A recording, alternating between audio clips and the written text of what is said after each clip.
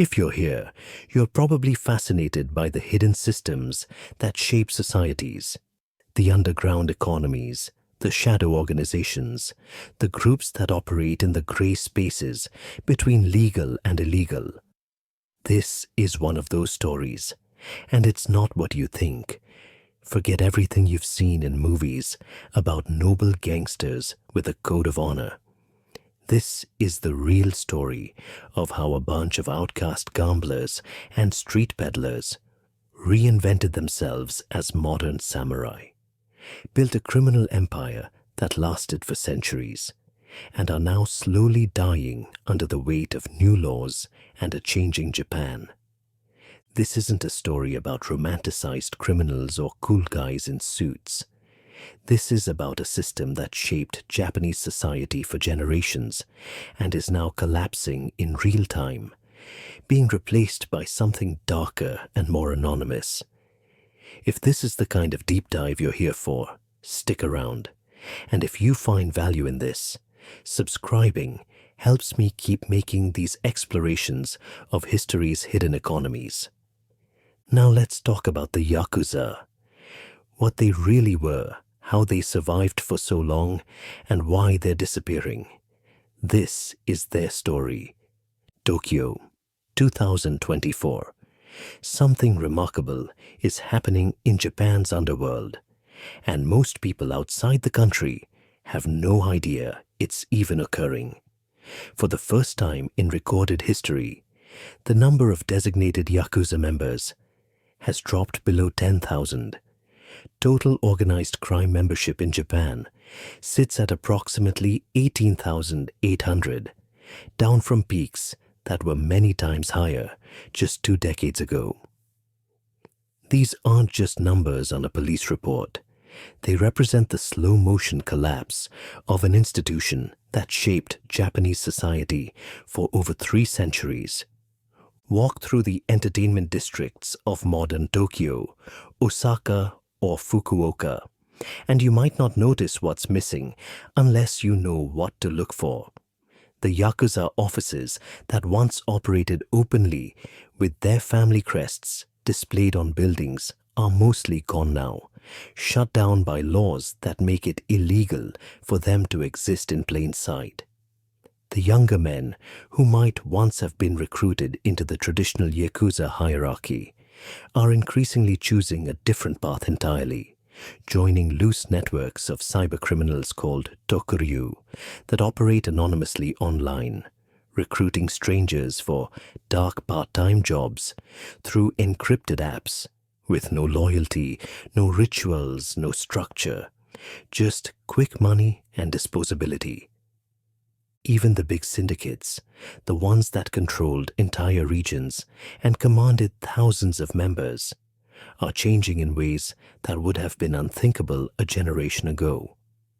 In recent years, major Yakuza organizations have actually written letters to police promising to stop engaging in turf wars, as if they're negotiating a surrender rather than defending their territory. The legendary gang conflicts that once made headlines are cooling down, not because the Yakuza have won, but because they're losing the ability to fight them.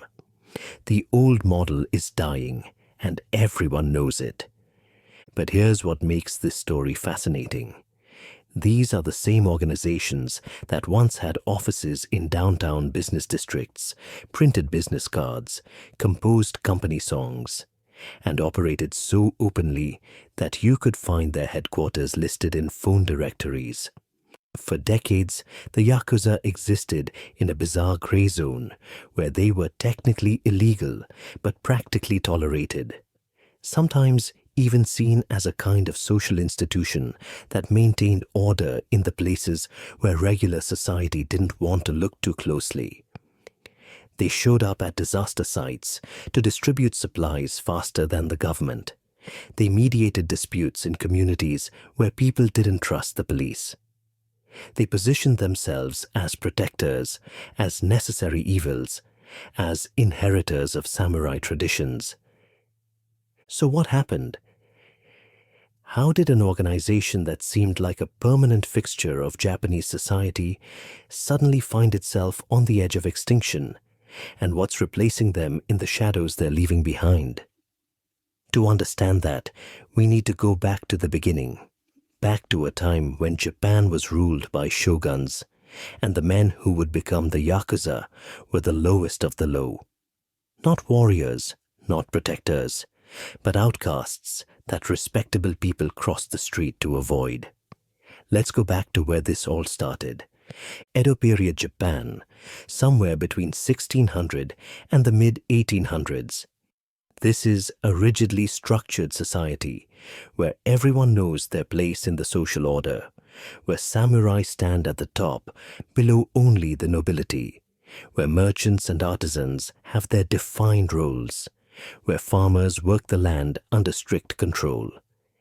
And at the very bottom, below even the peasants, are the people that this society considers less than respectable. The itinerant workers, the gamblers, the street peddlers who move from town to town with no permanent home and no fixed place in the social hierarchy.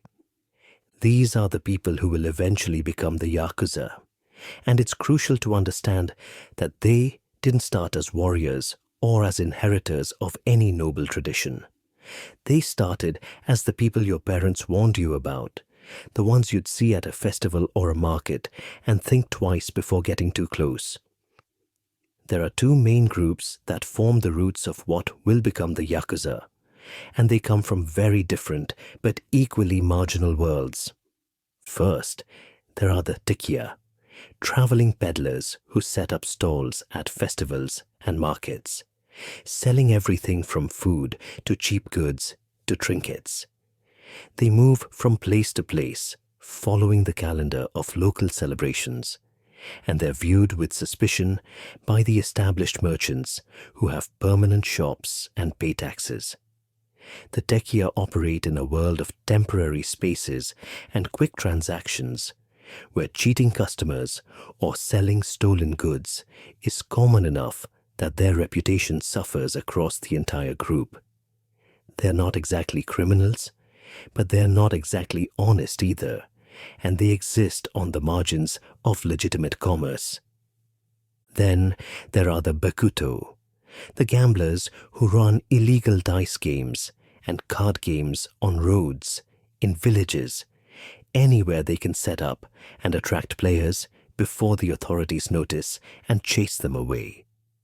Gambling is illegal under the Tokugawa shogunate, which makes the Bakuto criminals by definition, but they're also providing entertainment that people want, filling a demand that the rigid social order refuses to acknowledge exists.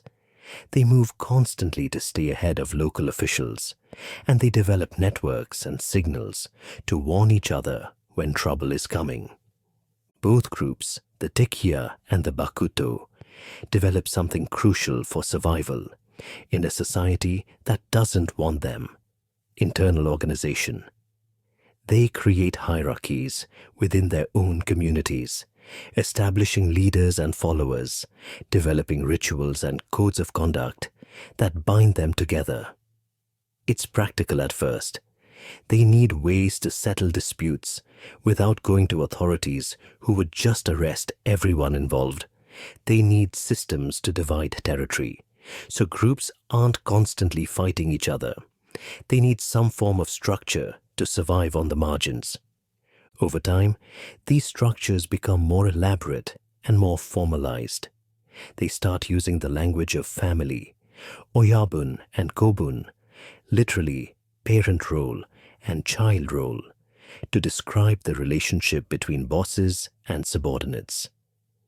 They develop seike-sharing rituals to formalize these bonds, creating ceremonies that look almost religious in their solemnity. They begin adopting some of the language and symbolism of samurai culture, borrowing concepts of loyalty and duty and honor, even though most of them have no connection to the samurai class at all. This is where one of the great myths of the Yakuza begins to form, and it's important to separate the myth from the reality. Yes, Some ronin, masterless samurai who lost their lords during the wars and upheavals of the era, do drift into these outcast groups because they have nowhere else to go.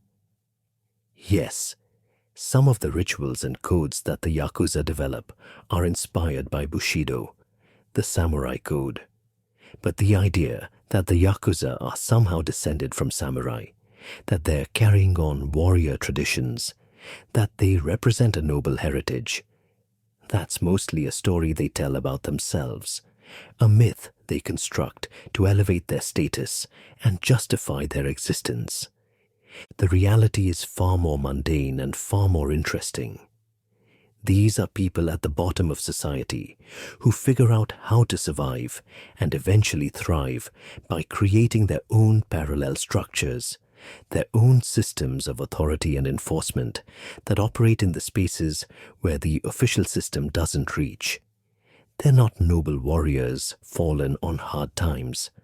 They're hustlers, gamblers, peddlers, and small-time criminals who get very good at organization. And as Japan begins to modernize and urbanize in the late 19th century, as the old social order starts to crack and new opportunities emerge in the chaos of change, these groups are positioned to grow into something much bigger than anyone could have predicted. The outcasts are about to become an empire. If you've seen any movie or TV show about the Yakuza, you've probably seen two things: men with elaborate full-body tattoos and men missing parts of their fingers. These aren't just aesthetic choices or random acts of violence. They're part of a carefully constructed visual language that the Yakuza developed to set themselves apart, to demonstrate commitment, and to create an identity that was both feared and strangely respected.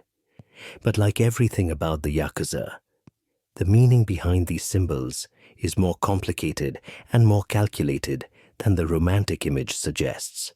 Let's start with the tattoos, because they're the most visible and most striking element of Yakuza culture. The style is called irezumi, and it's not like getting a tattoo in a Western shop where you sit for a few hours and walk out with finished ink. Traditional irezumi is a process that takes months or even years to complete, done with hand tools rather than machines, incredibly painful and incredibly expensive. The designs cover huge portions of the body, full back pieces, sleeves down the arms, work that extends onto the chest and legs, creating suits of imagery that transform the entire body into a canvas. The imagery itself draws heavily from Japanese mythology, folklore, and art. You see dragons coiling across backs, their scales rendered in meticulous detail. Koi fish swimming upstream against crashing waves, symbolizing perseverance and strength. Oni demons with fierce expressions meant to ward off evil. Cherry blossoms scattered throughout the design, representing the Buddhist concept of impermanence, the idea that life is beautiful because it's fleeting. Wave patterns inspired by the famous woodblock prints of Hokusai, all of it done in bold colors and strong black outlines that are designed to be seen and to make an impression. The symbolism connects deliberately to samurai culture and warrior ideals: courage, protection, loyalty, the willingness to endure pain. Getting these tattoos is itself a test of endurance, a way of proving that you can handle suffering without complaint, which fits perfectly into the Yakuza's self-image as modern warriors. But here's the tension that's always present. In traditional Japanese society, tattoos carry a stigma. They're associated with criminals and outcasts, which is exactly what the Yakuza are. So even as they're borrowing samurai imagery and warrior symbolism, they're also marking themselves as permanent outsiders who can never fully integrate into respectable society. That stigma persists today in ways that might surprise you. Public baths, hot springs, gyms, swimming pools. Many of them ban people with visible tattoos because tattoos are still widely associated with organized crime. The Yakuza deliberately chose a form of identity that makes it almost impossible to hide what you are or to leave the life behind. The tattoos are beautiful, they're meaningful, they're a source of pride for the people who wear them, but they're also a brand that marks you for life. Then there's yubitsumi, the practice of cutting off portions of your fingers as a ritual apology for failures or mistakes. The explanation you'll often hear is that it comes from samurai tradition, that cutting off the tip of your pinky finger weakens your grip on a sword, making you more dependent on your boss for protection and less capable of fighting on your own. It's a nice story that fits the samurai mythology, but the reality is probably more prosaic. It's a ritual that developed within the Yakuza themselves as a way to make amends without resorting to execution or permanent banishment. When a Yakuza member screws up, when he fails his boss or his family in some significant way, Yubitsume offers a path back to good standing. You wrap your hand in cloth. You use a sharp blade to remove the tip of your pinky finger, and you present it to your boss as an apology and a promise to do better. It's shocking, it's painful, and it's permanent. Each successive failure can cost you another segment of another finger, and you can sometimes identify senior Yakuza members by looking at their hands and seeing the history of their mistakes literally written in missing fingertips. The practice serves multiple functions that are almost brilliant in their psychology. It's severe enough to be memorable and to create a strong incentive not to fail, but not so severe that it prevents you from continuing to work.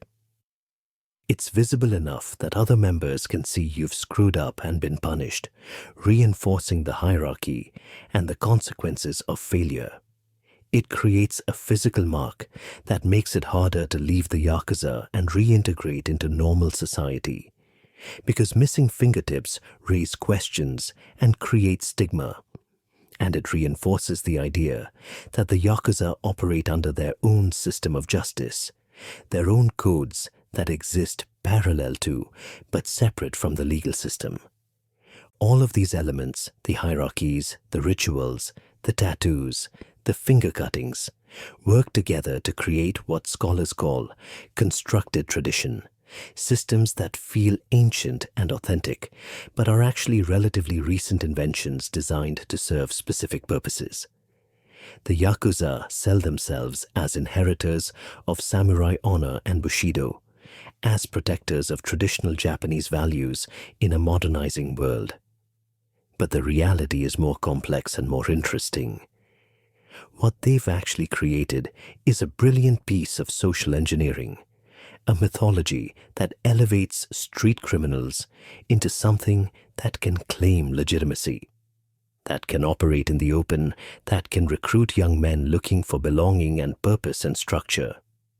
And for a long time, it works incredibly well.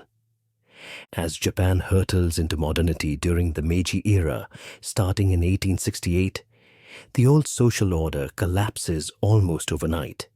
The samurai class is abolished. Feudal domains are replaced by a centralized government. Cities explode in size as industrialization pulls people off farms and into factories.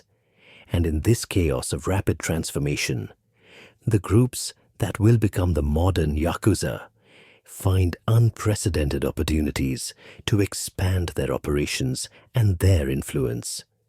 Urbanization is the key. In the cramped growing cities, Tokyo, Osaka, Yokohama, Kobe, traditional community structures break down and new neighborhoods emerge where nobody knows anybody and the old rules don't quite apply. The entertainment districts and red light areas grow exponentially to serve the workers flooding into the cities. And these are spaces where the Yakuza's skills at organization and enforcement become valuable. They're not just running illegal gambling anymore.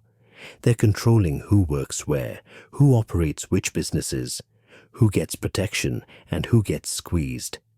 They're becoming territorial, establishing turf and defending it, transforming from loose networks of traveling criminals into geographically based organizations with permanent interests to protect. The Taisho era continues this trend as Japan becomes increasingly urban and industrial. But it's really the aftermath of World War II that transforms the Yakuza from significant but limited criminal organizations into something approaching the institutional power they'll hold for the next several decades. Japan in 1945 is devastated in ways that are hard to overstate.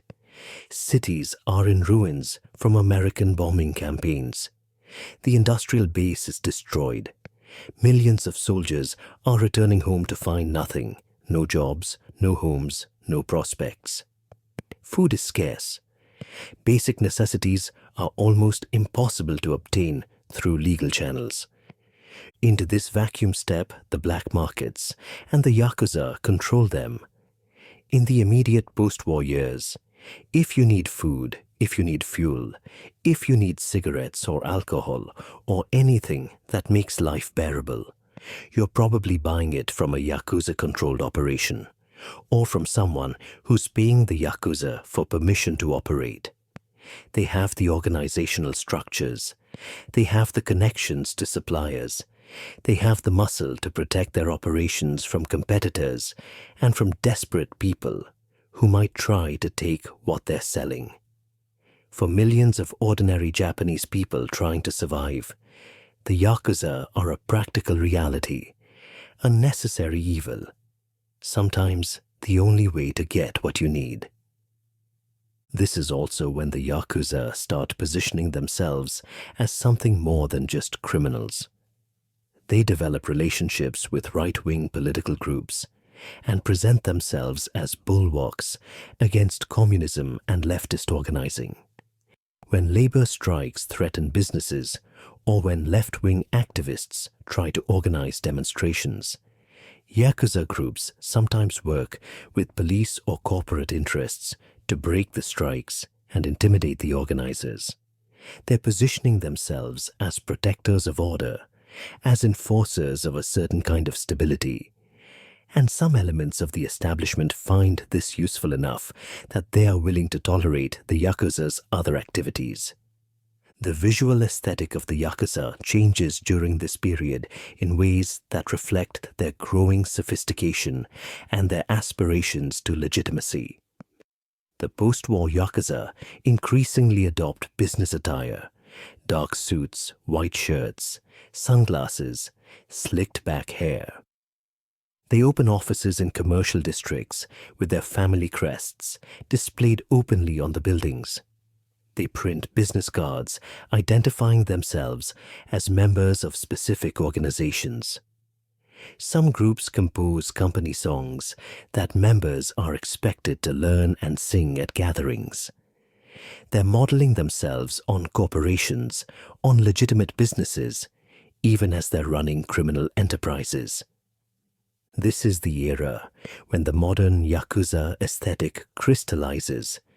The neon-lit streets, the smoky gambling dens, the nightclubs and entertainment districts where Yakuza members in expensive suits oversee operations, the black sedans with tinted windows, the entire visual language that will eventually be captured in countless films and TV shows. But underneath the style, what's really developing is a business model that's increasingly sophisticated and increasingly integrated into the legitimate economy. The Yakuza aren't just street thugs anymore. They're becoming something stranger and more durable, a parallel power structure that operates openly in one of the world's most orderly and law-abiding societies. To understand why the Yakuza lasted so long and became so entrenched in Japanese society, You need to understand the business model, because what they built wasn't just a criminal organization. It was a diversified economic system that touched almost every sector of Japanese life. The traditional revenue sources you'd expect from organized crime were certainly there. Illegal gambling operations running everything from dice games to pachinko parlors that skirted the edges of the law. Protection rackets in nightlife districts where businesses paid regular fees for protection that they needed, mainly because the Yakuza themselves would cause problems if you didn't pay. And control over prostitution and the broader entertainment industry in the red light districts that existed in every major city. But as Japan's economy began its remarkable post-war boom, the Yakuza evolved alongside it and found ways to integrate themselves into sectors that looked entirely legitimate on the surface. Construction and real estate became massive sources of revenue, and the mechanisms were sometimes ingeniously positioned in gray areas of legality. During Japan's bubble economy in the 1980s, when real estate prices were soaring beyond any rational valuation, the Yakuza became crucial players in property development because they could do things that legitimate companies couldn't or wouldn't do. If a developer wanted to build on a particular piece of land, but there was a stubborn property owner who refused to sell no matter how much money was offered, the Yakuza could provide negotiation services that involved intimidation, harassment, or other forms of pressure until the owner suddenly became more willing to negotiate. If a construction project needed to move forward quickly, without delays from protests or complaints from local residents, the Yakuza could ensure that those protests didn't materialize or didn't cause significant problems. They became intermediaries in a system where massive amounts of money were flowing and legitimate businesses needed things done that they couldn't do through legal channels. Then there was corporate extortion, and the sophistication of this particular business model is almost impressive in a dark way. It's called sokaya in Japanese, and here's how it works. Japan has corporate governance laws that require publicly traded companies to hold annual shareholder meetings where shareholders can ask questions and raise concerns. The Yakuza would buy small amounts of stock in major corporations, just enough to get into these meetings. And then they would threaten to cause disruptions, asking embarrassing questions about the company's business practices, bringing up scandals or problems that the company wanted to keep quiet, turning the orderly meeting into a chaotic mess that would damage the company's reputation and possibly its stock price. The solution the companies often chose was to pay the Yakuza to not cause problems. It was extortion dressed up in the language of shareholder activism, and for decades it worked beautifully, because the amounts being demanded weren't usually large enough to be worth fighting over, compared to the potential damage to the company's reputation. The Yakuza had figured out how to monetize embarrassment, and the Japanese corporate culture's intense focus on maintaining proper appearances. Throughout all of this, the Yakuza maintained their public relations narrative that they were something other than simple criminals.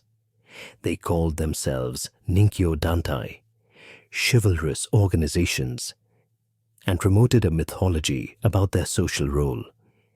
They claimed they kept order in the places where regular law enforcement didn't or couldn't operate, that they regulated criminal activity so it didn't spin out of control, that they protected the weak and maintained traditional values in a rapidly modernizing society.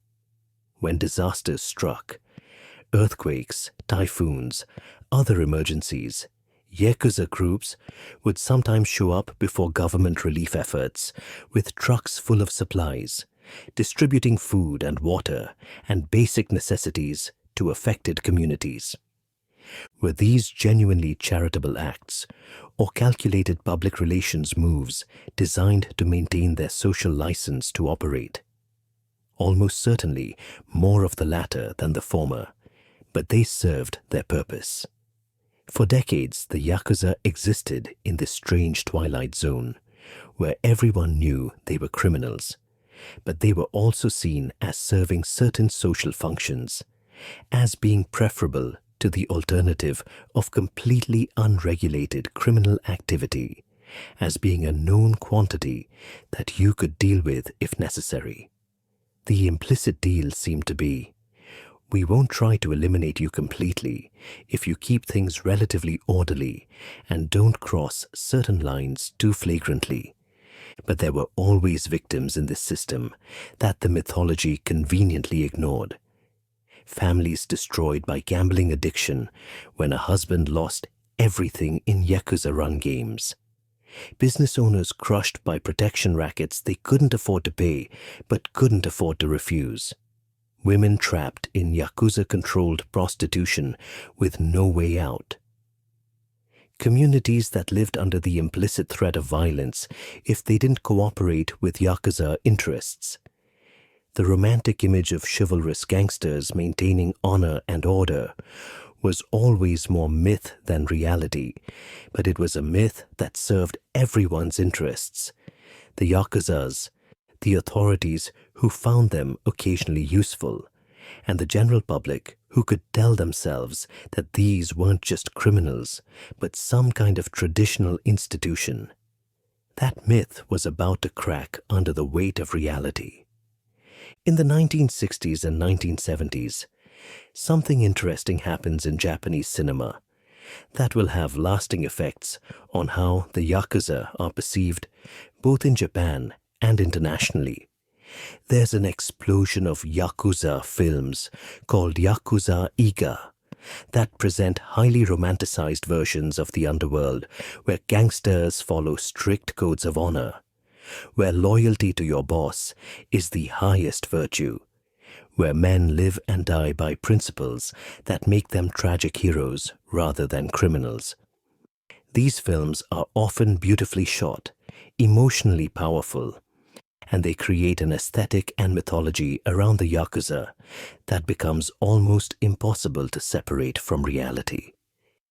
The archetypal story in these films follows a similar pattern. A principled Yakuza member, caught between his loyalty to his boss and his personal sense of right and wrong, forced to make difficult choices, ultimately sacrificing himself for his ideals. The violence in these films is stylized and meaningful, not random or cruel. The protagonists are men of honor in a dishonorable world, trying to maintain traditional values in a society that's losing its way. The films are often explicitly nostalgic, looking back to an imagined past when the Yakuza supposedly followed stricter codes and were more honorable than the modern version. This mythology spreads through manga, through anime, and eventually through Western movies that borrow the aesthetic and the tropes. The image of the Yakuza as honorable gangsters with a code becomes a global cultural export, part of how Japan itself is imagined and represented internationally. And the real Yakuza are smart enough to recognize the value of this mythology and to feed it, to present themselves in ways that reinforce the romantic image even as the reality of their operations is far messier and more brutal. But here's what the movies and the mythology consistently leave out or minimize: the actual human cost of Yakuza operations, the people whose lives are destroyed or damaged or constrained by living in proximity to organized crime, the business owner who has to pay protection money month after month, watching profits that should have gone to his family going instead to criminals, living with the constant low-level anxiety about what happens if he can't pay or if he tries to refuse. The woman working in a Yakuza-controlled hostess club, or worse, trapped in a system where leaving means risking violence or social stigma, where the romantic code of honor doesn't extend to protecting her autonomy or dignity. The families of Yakuza members themselves often suffer in ways that don't make it into the films. Living with a husband or father whose job involves violence and whose associates are criminals creates constant tension and danger. The possibility of turf wars or revenge attacks means that family members are potential targets. The social stigma of being associated with the Yakuza affects children's prospects, their ability to marry into respectable families, their futures constrained by their father's choices. And then there's what happens inside the organizations themselves, because the loyalty and hierarchy that look noble in films become mechanisms of control and exploitation in reality. The Oyabun-Kobun relationship, the parent-child bond that's supposed to be sacred, is also a tool for demanding absolute obedience. Questioning your boss can be interpreted as disloyalty. Failing at a task can mean yubitsume or worse. The ritual and tradition create a system where leaving is almost impossible because you've invested so much.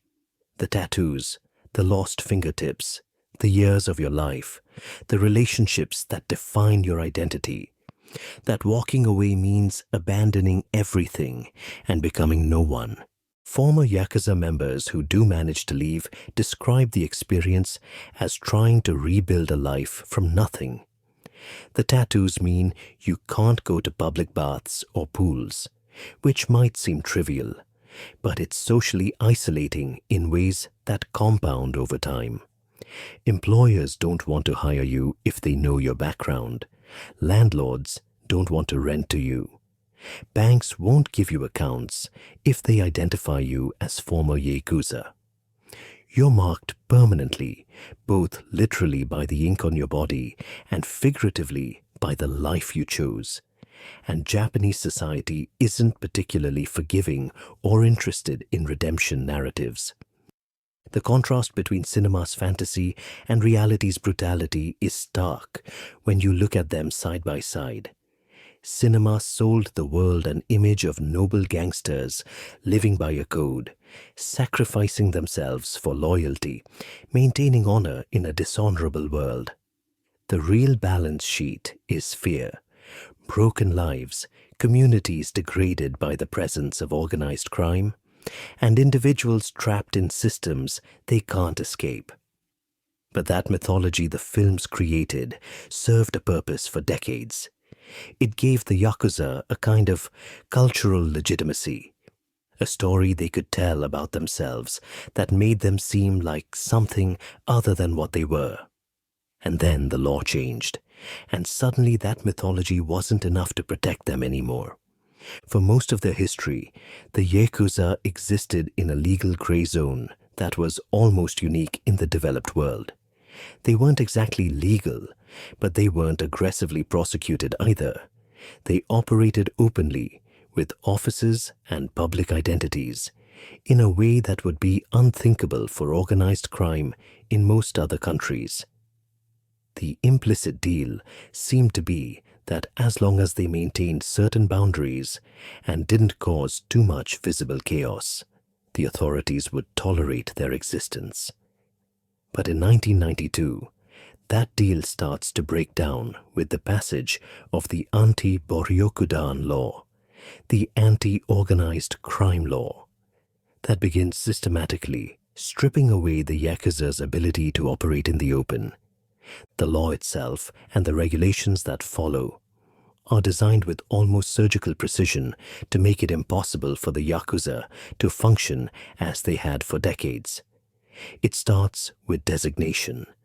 Police can officially designate certain groups as criminal organizations, which creates legal consequences for anyone identified as a member. Then come the exclusion ordinances that local governments begin passing throughout the 2000s and 2010s. And this is where the system really starts to bite. These ordinances make it illegal for legitimate businesses and individuals to engage in transactions with designated Yakuza members or organizations. Think about what that means in practice. No bank will open an account for you if you're identified as Yakuza. No phone company will give you a contract. No landlord will rent you an apartment. No business will hire you legally. You can't get insurance. You can't get utilities in your name. All the mundane transactions that make modern life possible suddenly become impossible if you're officially connected to a designated organization. And it's not just affecting the individual members. It's making it almost impossible to run the front companies and legitimate businesses that the Yakuza had used to launder money and generate legal income. The effects are dramatic, and they show up clearly in the numbers. Yakuza membership begins a steady, unrelenting decline that continues for over 20 straight years. Peak membership was somewhere around 180,000 to 200,000 in the early 1960s. By the early 2000s, it was down to around 80,000. By 2024, designated Yakuza members dropped below 10,000 for the first time in recorded history, with total organized crime membership at approximately 18,800. This isn't just a dip or a temporary setback. This is the slow-motion collapse of an institutional structure. The big syndicates that once seemed invincible are fracturing under the pressure. The Yamaguchi-gumi, the largest Yakuza organization, splits in 2015 when a significant faction breaks away to form the Kobe Yamaguchi-gumi. The split triggers turf wars and conflicts that further weaken both groups and make them more visible targets for law enforcement. By 2024, the situation has deteriorated so much that major Yakuza organizations are actually writing letters to police promising to end turf wars, which is almost unthinkable from a historical perspective. These are organizations that built their reputation on territorial control and the willingness to fight for it, and now they're essentially negotiating surrender terms. But here's what makes this story more complicated than just the good guys winning. Crime doesn't disappear just because the Yakuza are dying. It transforms and adapts. Young criminals who might have joined the traditional Yakuza a generation ago are increasingly looking at the strict hierarchy, the visible tattoos, the lifetime commitment, and the aggressive law enforcement attention, and deciding there's a better way to make illegal money. They're joining or forming tokuryu, loosely organized, internet-based criminal networks that recruit people for specific jobs through encrypted apps and anonymous online platforms.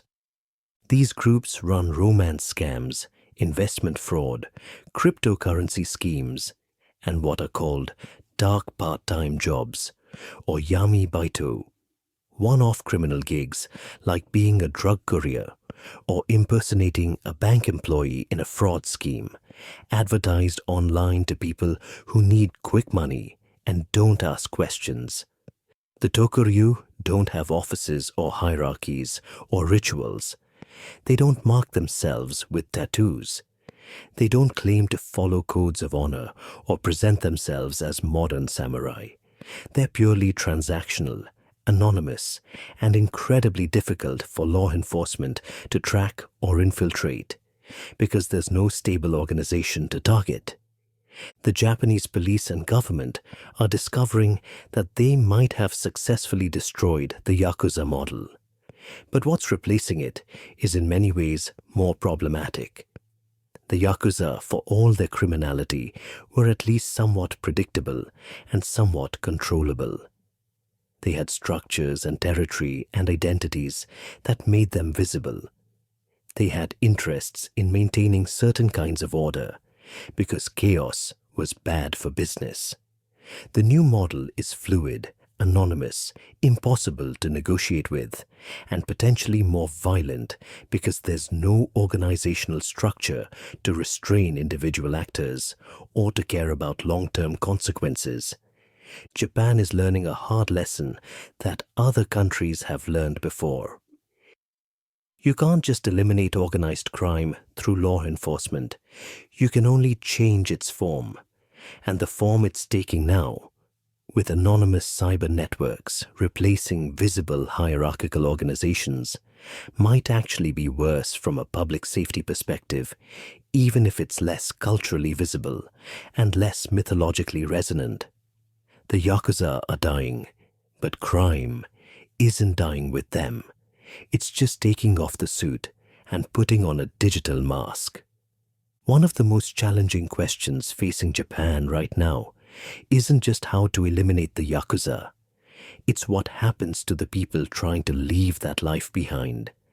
And the answers are complicated in ways that reveal uncomfortable truths about Japanese society's capacity for forgiveness and reintegration. When you talk to former Yakuza members, and there are social workers and advocates who specialize in helping these people, you hear remarkably similar stories about the barriers they face trying to build normal lives after leaving the organizations. The tattoos are the most visible problem, but they're also symbolic of the deeper issue. You can't just remove full-body irezumi easily or cheaply. Laser removal is expensive, painful, takes years, and often leaves scarring. Some former members save up to get at least the most visible parts removed so they can go to public baths or take their kids to swimming pools without being refused entry. But even with the tattoos removed or hidden, there's the problem of the missing fingertips if you've been subjected to yubitsume. There's the gap in your employment history if you've spent years in the Yakuza. There's the fact that when you list your previous addresses or associations, background checks can reveal your past. The anti-Yakuza laws that successfully drove down membership numbers create enormous obstacles for people trying to leave. Financial institutions won't touch you for years, even after you've officially severed ties with the organization. This means no bank account, no credit cards, no loans. You're operating on a cash-only basis in an increasingly cashless society. Landlords are cautious about renting to former Yakuza because the exclusion ordinances can create legal problems for them. Employers are hesitant to hire you because of stigma and potential legal complications. What this creates perversely is an incentive to stay in the Yakuza even if you want out.